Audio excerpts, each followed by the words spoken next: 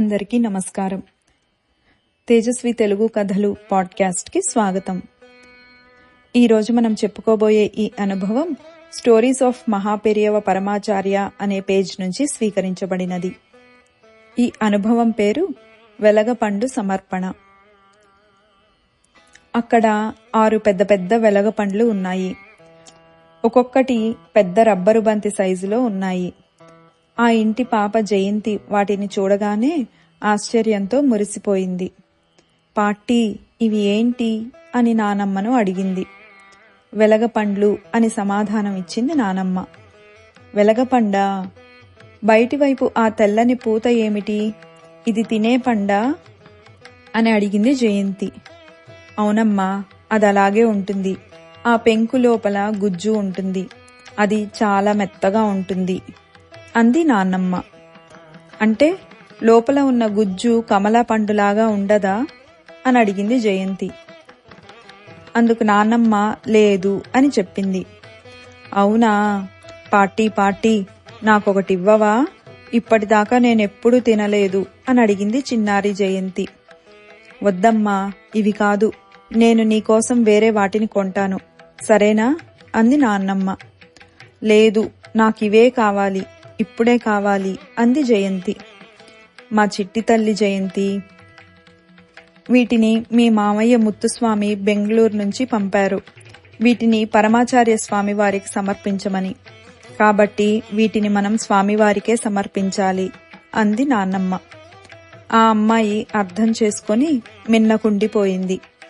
ఎప్పుడూ ఆమె నానమ్మ నుండి పరమాచార్య స్వామివారి గురించి వినడం వల్ల తనకి మహాస్వామి వారంటే ఎంతో భక్తి. ముత్తుస్వామి మహాస్వామి వారికి గొప్ప భక్తుడు. అతని బంధువులు కొంతమంది ఢిల్లీ నుండి వచ్చి కొన్ని రోజుల పాటు ఉండి చెన్నైకి వెళ్తున్నారు.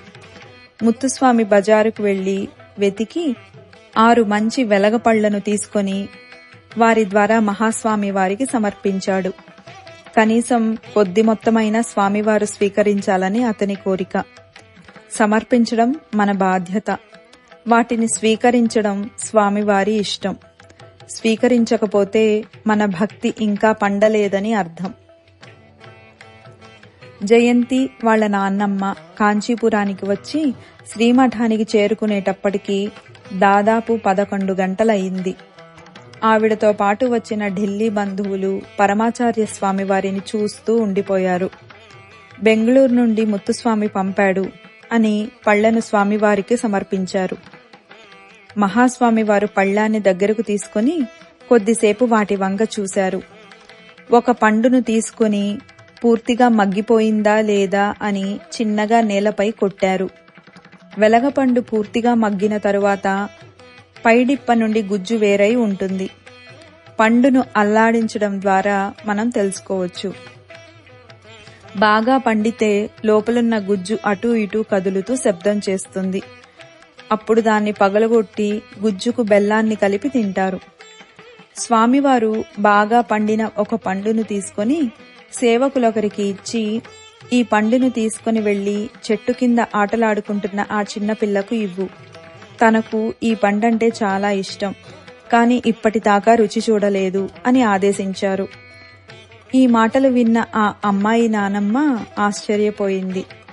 నిన్నటి రోజున సైదాపేటలో జరిగిన విషయం స్వామివారికి ఎలా తెలుసు? జయంతి మాట్లాడిన మాటలు ఎలా తెలుసు అని అనుకుంది. కాని తరువాత జరిగిన విషయం తనని ఇంకా ఆశ్చర్యానికి గురిచేసింది. మహాస్వామివారు మిగిలిన వాటిని కూడా పరీక్షించి పగులగొట్టి గుజ్జును బయటకు తీసి బెల్లం కలిపి మొత్తం ఆరగించారు. తరువాత నీటితో నోటిని శుభ్రపరుచుకొని చేతులు కడుక్కొని ఈనాటి భిక్ష పూర్తయింది అని అన్నారు.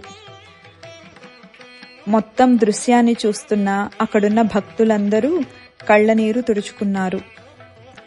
బెంగళూరు ముత్తుస్వామి, నువ్వు ఎంతటి అదృష్టవంతుడివి. పరమాచార్య స్వామివారు అంతటి అనుగ్రహాన్ని ఎవ్వరికీ ఇవ్వలేదు. ఆ స్వామికి నువ్వు ఒక ముత్తు, అనగా ముత్యం.